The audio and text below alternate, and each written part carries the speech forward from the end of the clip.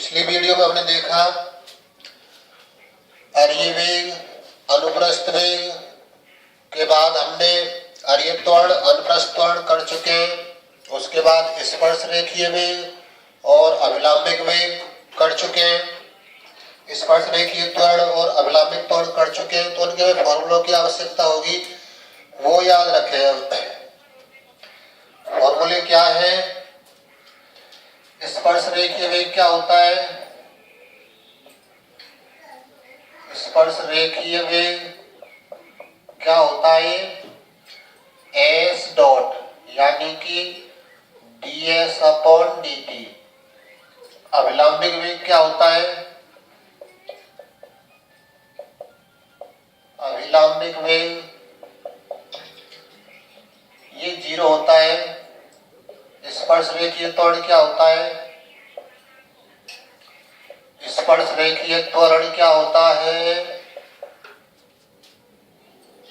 d2s अपॉन dt square या फिर vdv अपॉन ds या फिर dv अपॉन dt। ये इसके 3 फॉर्मूले हैं। स्पर्श रेखीय त्वरण के d2s अपॉन dt स्क्वायर बराबर vdv अपॉन ds बराबर dv अपॉन dt। अभिलंबिक त्वरण क्या होता है? अभिलंबिक त्वरण ये बराबर होता है v स्क्वायर अपॉन रो। रो क्या होता है? रो बराबर होता है ds अपॉन d साई। ये याद रखने हमें फॉर्मूले। रो की वैल्यू क्या है? रो क्या कहलाती है? जहां रो क्या चीज है? ये वक्रता त्रिज्या। रो हमारी क्या है? वक्रता त्रिज्या। तो ये रो की वैल्यू हो गई, अभिलंबिक त्वरण हो गया, स्पर्श रेखीय त्वरण हो गया। तो 4 फॉर्मूले तो ये है। एक, यदि केवल वेग आ जाए, वेग का मतलब क्या है? स्पर्श रेखीय वेग, स्पर्श रेखीय वेग का स्क्वायर प्लस अभिलंबिक वेग का स्क्वायर। अभिलंबिक वेग का स्क्वायर। त्वरण क्या होगा? त्वरण बराबर होगा कितना? अंडर रूट स्पर्श रेखीय त्वरण, स्पर्श रेखीय त्वरण स्क्वायर प्लस अभिलंबिक त्वरण, अभिलंबिक त्वरण स्क्वायर। तो ये हमारा त्वरण का फॉर्मूला हो जाएगा। इतने सारे हमारे पास में फॉर्मूले हैं। फिर कुछ नोट करके हैं जिनकी हमें आवश्यकता पड़ेगी। तो क्या क्या है वो?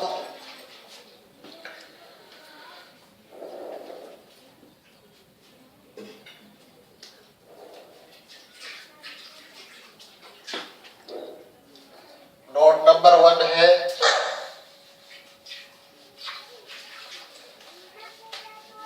ये फॉर्मूले याद होने चाहिए। इन्हीं से न्यूमेरिकल्स होंगे। एग्जाम्पल्स करके देखना, जो नहीं हो उनको कमेंट बॉक्स में पूछना।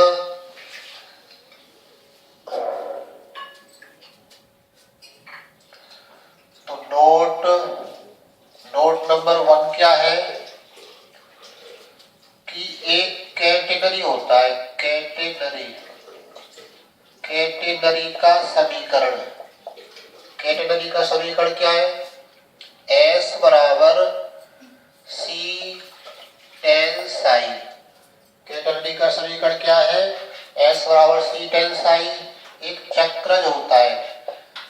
चक्रज का समीकरण क्या होता है? चक्रज का समीकरण क्या होगा? S बराबर 4a sin साई। तो ये हमारे समीकरण है। Note number 1 2। तीसरा क्या है? पथ का समीकरण। पथ का समीकरण किसमें होगा? पथ का समीकरण S व साई के पदों में होगा। जो कि हमारा पथ है वक्र का, उसका समीकरण किसके पदों में होगा, एस और साई के पदों में। ये वक्र के समीकरण है, कैटेगरी नाम है इसका, ये भी एस और साई में है। ये चक्र है, एस और साई में है। तो हमारा जो पथ का समीकरण होगा वो किसके पदों में होगा, एस और साई के पदों में होगा। अब बात करते हैं इसके क्वेश्चंस की। एक्सरसाइज है फर्स्ट डी।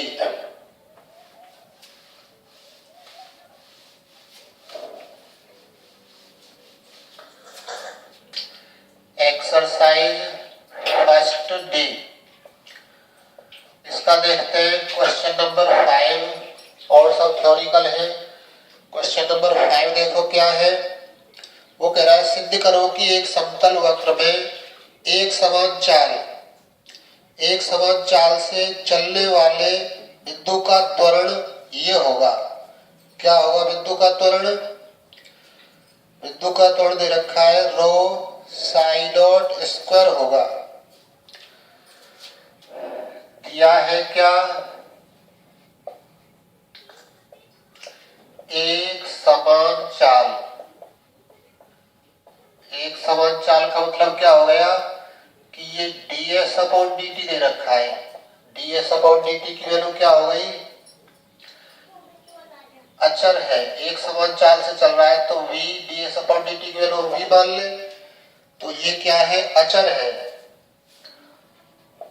ये क्या है, अचर।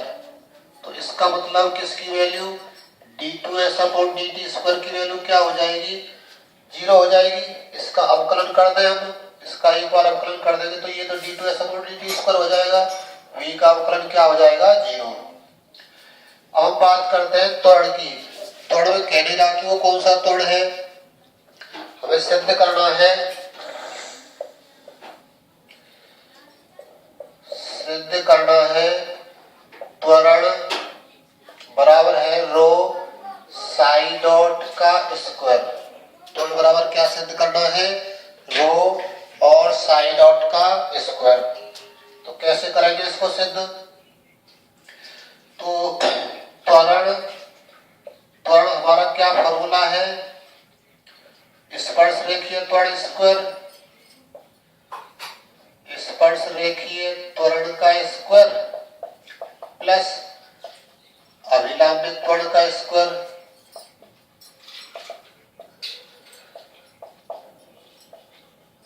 तो ये फॉर्मूला है स्पर्श रेखीय त्वरण का स्क्वायर प्लस अभिलंबित त्वरण का स्क्वायर। तो बराबर क्या आ जाएगा, अंडर रूट स्पर्श रेखीय त्वरण क्या होता है, d2s अपॉन dt स्क्वायर, d2s अपॉन dt स्क्वायर का स्क्वायर प्लस अभिलंबित त्वरण क्या होता है, v स्क्वायर अपॉन रो का स्क्वायर।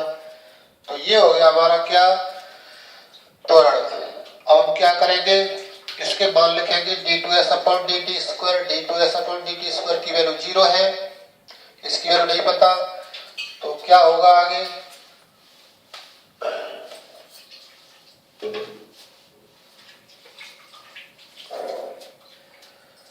तो त्वरण बराबर क्या हो जाएगा,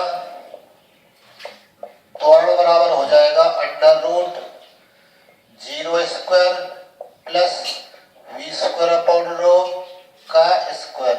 ये हमारा 0 है d2s अपॉन dt स्क्वायर की वैल्यू। तो ये क्या रह जाएगा, अंडर रूट के अंदर कितना, v स्क्वायर अपॉन रो का स्क्वायर, स्क्वायर से रूट हट जाएगा तो केवल क्या रह जाएगा, v स्क्वायर अपॉन रो रह जाएगा। v स्क्वायर अपॉन रो रह जाएगा। हमें आंसर किस में चाहिए, रो में चाहिए। तो हमें आंसर रो के पदों में चाहिए। तो हमने क्या किया, इसमें गुणा करवा दिया रो से ऊपर और नीचे। तो इसकी वैल्यू क्या हो जाएगी, v स्क्वायर अपॉन रो स्क्वायर और into rho, rho into rho, रो स्क्वायर हो गया, v स्क्वायर जैसे तैसे। इसी को कैसे लिखा जा सकता है, इसी को बराबर लिखा जा सकता है v अपॉन रो का स्क्वायर इंटू रो, ये वैल्यू मिल जाएगी। अब v की वैल्यू क्या होती है, ds upon D Sai, ds upon dt होती है।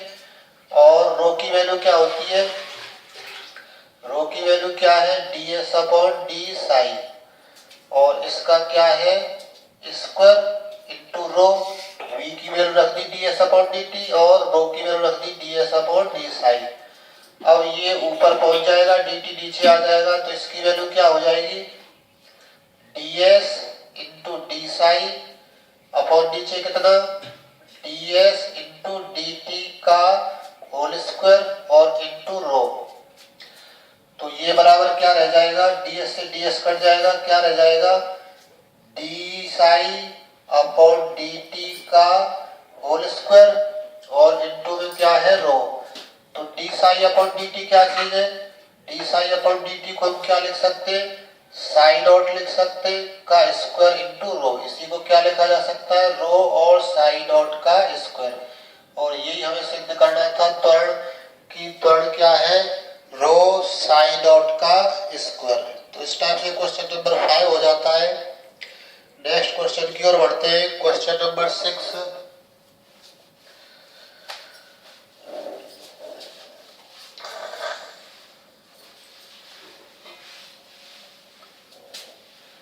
क्वेश्चन नंबर 6 में देखते हैं क्या कह रहा है। क्वेश्चन नंबर 6 है इसका, यदि किसी समतल वक्र में क्या दे रखा है, यदि किसी समतल वक्र में गतिमान एक कण के स्पर्श रेखीय और अभिलंबित त्वरण सदैव कैसे रहते हैं, अचर रहते हैं, तो सिद्ध कीजिए कि t समय पर वक्रता त्रिज्या रो बराबर at प्लस b के होल स्क्वायर से प्राप्त होगा, जहां a और b क्या है, अचर। तो किस टाइप से दे रखा है उसको लिख लेते हैं। जो दिया है क्या दे रखा है, स्पर्श रेखी और अवलंबित त्वरण अचर।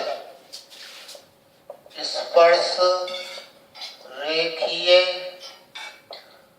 त्वरण बराबर अचर है, और कौन सा है, अभिलंबित त्वरण भी बराबर किसके है, अचर के। इस टाइप का है ये। तो स्पर्श रेखीय त्वरण अचर है, अभिलंबित त्वरण अचर है, तो इन दोनों का मतलब क्या हो जाएगा, इसका मतलब हो गया d2s अपॉन dt स्क्वायर बराबर dv अपॉन dt बराबर है कितना, v dv अपॉन ds, और ये बराबर किसके, अचर c1 कह दें। स्पर्श रेखीय त्वरण के 3 फॉर्मूले हैं, तीनों लिख दिए, जो भी हमारे काम का होगा उसका उपयोग कर लेंगे। अभिलंबित त्वरण का एक ही फॉर्मूला है, v स्क्वायर अपॉन रो बराबर किसके, अचर के। अचर हमने क्या लिख लिया, c2।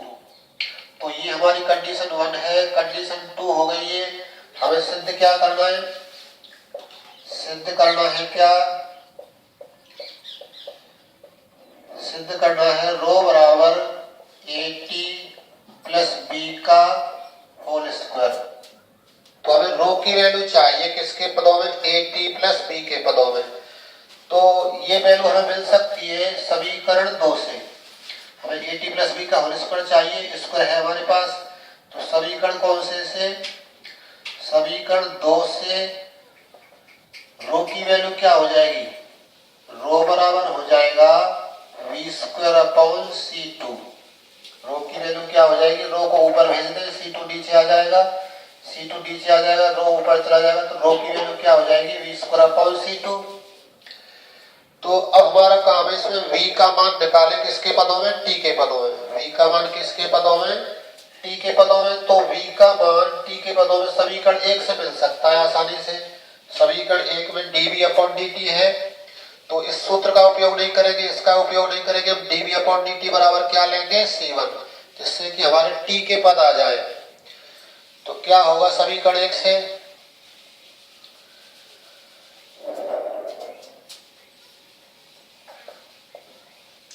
समीकरण 1 से dv अपॉन dt बराबर किसके, c1 ले लेते हैं, dt उधर चला जाएगा। तो क्या होगा फिर, इसको नाम दे देते हैं कोई समीकरण 3, ये हमें सिद्ध करना है कि रो की वैल्यू AT प्लस बी का होल स्क्वायर है। तो यहाँ से dv बराबर क्या हो जाएगा, C1 dt। तो v बराबर क्या हो जाएगा, C1t प्लस कोई कांस्टेंट C2। समाकलन करने पर इसका समाकलन करेंगे इधर और इधर समाकलन करेंगे तो dv का समाकलन v हो जाएगा, C1 कांस्टेंट है, dt का समाकलन t हो जाएगा और एक नया कांस्टेंट क्या जोड़ देते हैं, C2। समाकलन करने के बाद तो v की वैल्यू ये आएगी। इस वैल्यू को हम कहाँ रख दें, समीकरण 3 में। समीकरण 3 में v का मान रखने पर, v का मान रखेंगे तो क्या आ जाएगा, रो इक्वल टू हो जाएगा C1t प्लस C2 का स्क्वायर अपॉन कितना, C2, ऐसा रह जाएगा। इसमें v का मान लिख दिया, समीकरण 3 में v की जगह क्या लिख दिया, C1t प्लस C2, इस जगह पर अपॉन में C2 है ही, इसको सरल कर लेते हैं। तो क्या आएगा, रो बराबर ये हो जाएगा होल स्क्वायर, ओपन कर ले, C1 स्क्वायर होल स्क्वायर तो उसमें चाहिए तो इसको अंदर भेज देते हैं। तो ये हो जाएगा C1t प्लस C2 का होल स्क्वायर और इसे नीचे वाले को क्या लिख सकते हैं, अंडर रूट C2 का होल स्क्वायर, जिससे कि ये भी इसी के साथ में एडजस्ट हो जाए। स्क्वायर इकट्ठा कर लेंगे तो क्या होगा, फिर रो इक्वल टू हो जाएगा कितना, C1t plus C2 upon under root क्या, C2 का होल स्क्वायर। तो रो की वैल्यू क्या हो जाएगी, इसको अलग अलग नीचे लिख ले, C1 upon under root C2t plus C2 upon under root C2 का क्या, होल स्क्वायर, ऐसा हो जाएगा ये। और रो की वैल्यू क्या हो जाएगी, इस कांस्टेंट को कोई छोटा सा कांस्टेंट a नाम दे दे, ये t, और इसको कोई छोटा सा कांस्टेंट b नाम दे दे का स्क्वायर, जहां a और b क्या है, अचर है। a और b क्या है, हमारे अचर है। यही हमें सिद्ध करना है इसमें। तो इस टाइप से हमें क्या प्राप्त हो जाता है, रो की वैल्यू AT प्लस बी का होल स्क्वायर, और जो हमें सिद्ध करना है। अब नेक्स्ट बढ़ते हैं क्वेश्चन नंबर 7 की ओर। क्वेश्चन नंबर 7 क्या है, क्वेश्चन नंबर 7 में कह रहा है, एक कण किसी वक्र में इस प्रकार गमन करता है कि उसके स्पर्श रेखीय और क्या, स्पर्श रेखीय और अवलंबित त्वरण सदैव समान रहते हैं। सिद्ध करो इसका वेग e की पावर साई के समानुपाती होगा। हमें क्या सिद्ध करना है कि इसका जो वेग होगा वो किसके समानुपाती होगा, e की पावर साई के। तो वेग का मान निकालना है, वेग का मान निकालना है तो किस टाइप से निकालेंगे, केवल वेग शब्द है तो इसका मतलब परिणामी वेग की बात कर रहा है वो, परिणामी वेग चाहिए हमें। तो किस टाइप से निकालेंगे, तो पहले जो दे रखा है उसको लिख लेते हैं। क्या क्या दे रखा है, दे रखा है कि स्पर्श रेखीय त्वरण बराबर है किसके, अभिलंबित त्वरण के। स्पर्श रेखीय त्वरण किसके बराबर है, अभिलंबित त्वरण के, ये दे रखा है। इसी से हमें सिद्ध करना है क्या, कि वेग समानुपाती है, वेग समानुपाती e की पावर साई के। तो देखते हैं किस टाइप से हल होता है।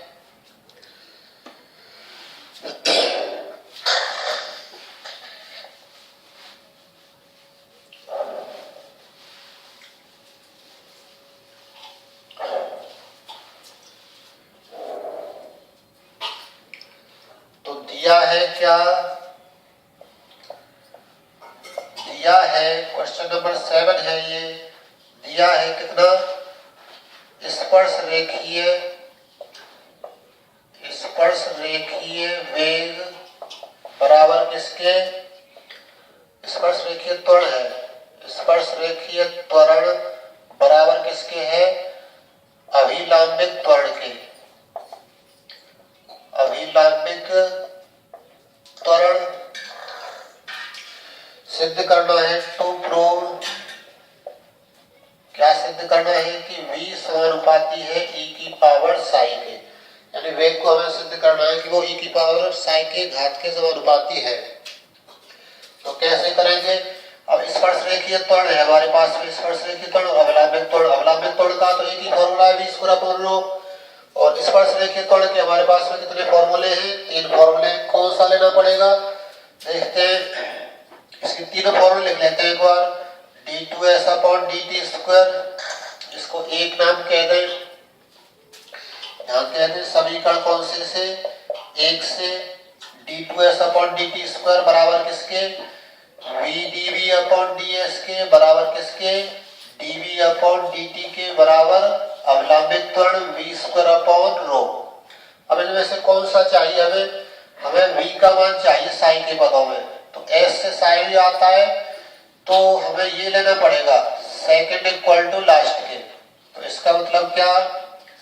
v dv अपॉन ds बराबर किसके? v स्क्वायर अपॉन रो के। यहां से v से v कट जाएगा एक, तो dv अपॉन ds किसके बराबर हो जाएगा? v अपॉन रो के।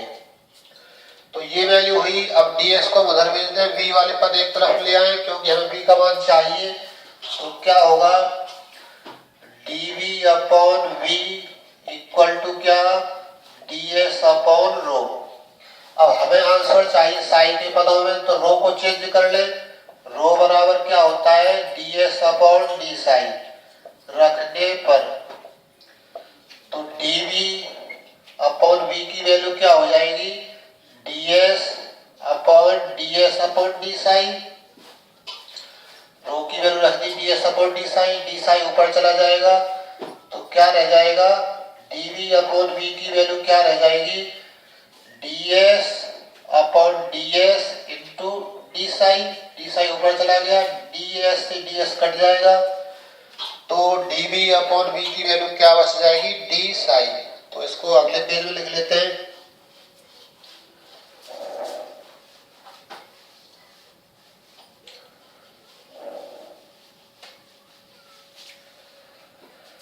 तो इसका मतलब क्या हुआ? This implies dv upon v की वैल्यू क्या हो गई? D sine. ds से ds कट जाएगा। अब इसका हम समाकलन कर दें।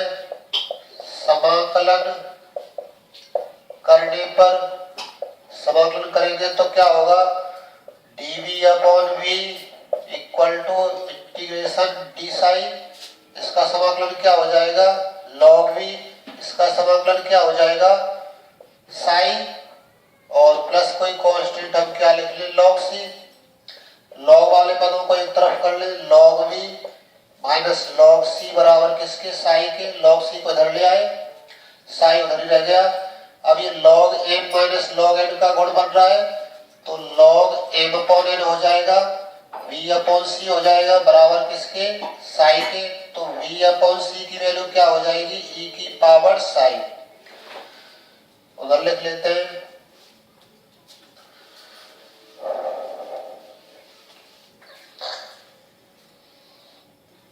तो log को हटा रहे, उधर चला जाएगा, v upon c equal to क्या? e की पावर साई। तो v की वैल्यू क्या है? c की पावर साई। c उधर चला जाएगा, तो इसी को हम लिख सकते हैं क्या? v समानुपाती किसके? e की पावर साई के। और यही हमें क्या करना था? इसमें सिद्ध करना था। तो इस टाइप से हमारा वेग समानुपाती आ गया किसके? e की पावर साई के। तो इस टाइप से हम इस क्वेश्चन को हल करते हैं।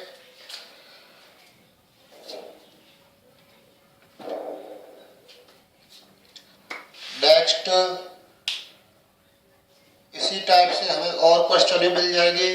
क्वेश्चन नंबर 8 है, 9 है, सभी क्वेश्चन करने इसमें से, एक्सरसाइज में से, और एग्जाम्पल्स देखना करके। एग्जाम्पल से बहुत फायदा मिलेगा। एग्जाम्पल जितने भी हल करेंगे उतना ही अच्छा रहेगा।